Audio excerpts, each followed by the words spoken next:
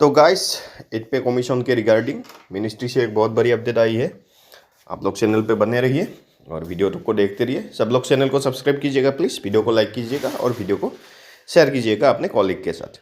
तो चलिए वीडियो को शुरू करते हैं, अभी ज़्यादा देरी ना करते हुए चलिए। 8वें वेतन आयोग पर बड़ा अपडेट सामने आया है। इस अपडेट में बताया गया है कि केंद्र सरकार कब से 8वां वेतन आयोग गठित कर सकती है। केंद्र सरकार ने 8वें केंद्रीय वेतन आयोग का गठन करने का ऐलान जनवरी महीने में ही कर दिया था। इसके बाद से ही केंद्रीय कर्मचारियों और पेंशन धारकों को इंतजार है कि आयोग का गठन कब किया जाएगा, उन्हें किस किस आधार पर क्या फायदा मिलेगा। हालांकि वित्त मंत्रालय के एक्सपेंडिचर सेक्रेटरी मनोज गोविल ने एक इंटरव्यू में इस पर बड़ा अपडेट दिया है। मनोज गोविल ने बताया है कि 8वां वेतन आयोग अप्रैल तक गठित हो सकता है। बता दें कि इससे केंद्र सरकार के लगभग 50 लाख कर्मचारियों और करीब 65 लाख पेंशन धारकों को फायदा मिलेगा। एक्सपेंडिचर सेक्रेटरी मनोज गोविल ने एक इंटरव्यू में कहा है कि उनको उम्मीद है कि पूंजीगत कैपिटल एक्सपेंडिचर की गति तेज होगी और इसके संकेत पहले से ही नजर आने लगे हैं। उन्होंने एक सवाल के जवाब में कहा, हमारा अनुभव है कि अगले वित्तीय वर्ष में वेतन आयोग का कोई वित्तीय प्रभाव नहीं पड़ेगा। वेतन आयोग के गठन के बाद उसे अपनी रिपोर्ट सौंपने में कुछ समय लगेगा, जिसे बाद में सरकार द्वारा संसाधित किया जाएगा। इसलिए अगले वित्तीय वर्ष में हमें किसी आउटगो की उम्मीद नहीं है। अप्रैल 2026 से शुरू होने वाले वित्तीय वर्ष में आउटगो होगा। हाल ही में राज्यसभा में एक सवाल के जवाब में वित्त मंत्रालय के केंद्रीय राज्य मंत्री पंकज चौधरी ने भी बताया था कि सरकार ने आयोग के गठन को मंजूरी दे दी है और इससे जुड़े दूसरे पहलुओं के बारे में भी फैसला जल्द ही किया जाएगा। सरकार कब आधिकारिक ऐलान कर सकती है, ये भी जान लेते हैं। जैसे ही संदर्भ की शर्तों यानी कि टर्म्स ऑफ रेफरेंस टीआरओ को मंजूरी मिलेगी, आयोग के सदस्यों की नियुक्ति होगी और डेटा कलेक्शन शुरू हो जाएगा। पेंशन भोगियों और सरकारी कर्मचारियों की सैलरी बढ़ाने के लिए आयोग अपनी सिफारिशें 2025 के अंत तक सौंप सकता है। सरकार 2026 के केंद्रीय बजट में इस आयोग के लिए आर्थिक आवंटन कर सकती है। फिर सरकार 2026 के वित्तीय वर्ष में इसे लागू कर सकती है। केंद्रीय कर्मचारियों और पेंशन धारकों की उम्मीद है कि इस बार फिटमेंट फैक्टर को 1.92 से 2.08 की रेंज में बढ़ाया जा सकता है।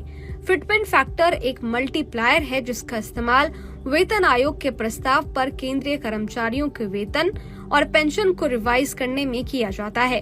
अगर इसे 1.92 से 2.08 की रेंज में बढ़ाया जाता है तो एक केंद्रीय कर्मचारी की न्यूनतम सैलरी 18,000 से बढ़कर 34,560 या 37,440 तक जा सकती है। सरकारी कर्मचारियों के वेतन ढांचे की समीक्षा और बदलाव की सिफारिश करने के लिए केंद्र सरकार द्वारा हर दशक में एक बार वेतन आयोग का गठन किया जाता है।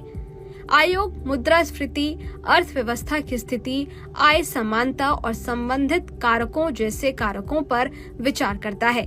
इसके अतिरिक्त ये सरकारी कर्मचारियों को दिए गए बोनस, भत्तों और अन्य लाभों की समीक्षा करता है। वर्तमान में 7वां वेतन आयोग चल रहा है। इसका कार्यकाल 31 दिसंबर 2025 को खत्म होगा। साल 2026 से 8वां वेतन आयोग लागू हो जाएगा। इस वीडियो में फिलहाल इतना ही। ये वीडियो आपको कैसा लगा कमेंट बॉक्स में जरूर बताइएगा। बाकी देश और दुनिया की तमाम खबरों के लिए देखते रहिए न्यूज नेशन। शुक्रिया। न्यूज नेशन अब व्हाट्सएप पर खबरों की ताजा अपडेट के लिए न्यूज नेशन के इस QR कोड को स्कैन करें। 8वें वेतन आयोग पर बड़ा अपडेट सामने आया है।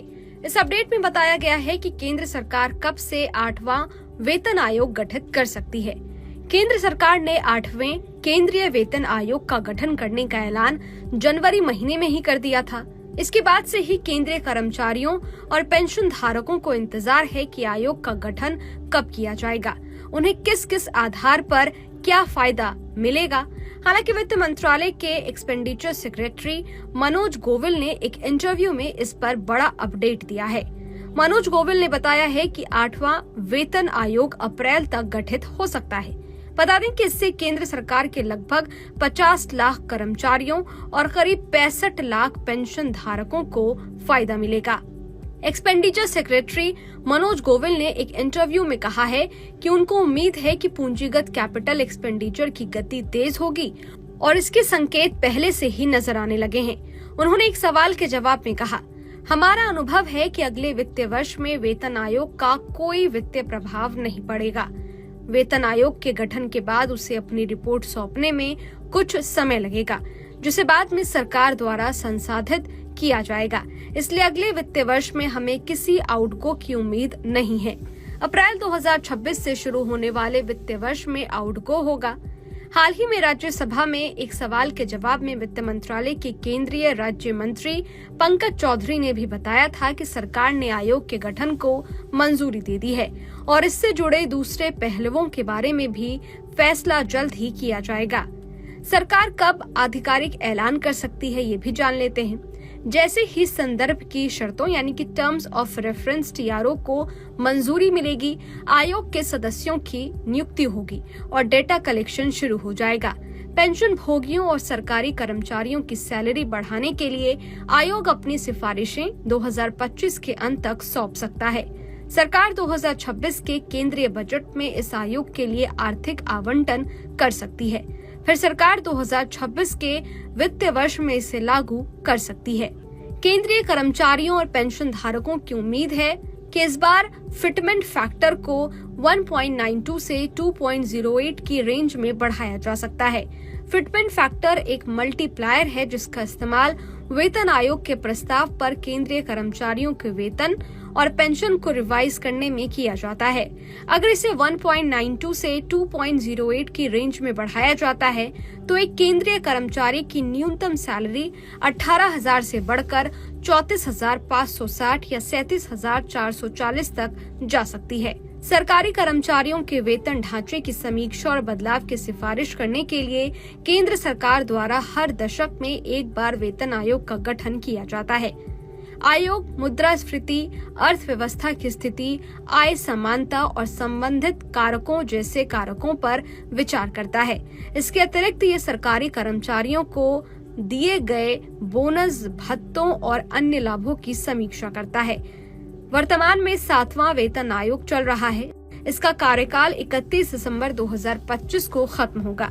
साल 2026 से 8वां वेतन आयोग लागू हो जाएगा। इस वीडियो में फिलहाल इतना ही। ये वीडियो आपको कैसा लगा कमेंट बॉक्स में जरूर बताइएगा। बाकी देश और दुनिया की तमाम खबरों के लिए देखते रहिए न्यूज नेशन। शुक्रिया। न्यूज नेशन अब व्हाट्सएप पर खबरों की ताजा अपडेट के लिए न्यूज नेशन के इस क्यूआर कोड को स्कैन करें।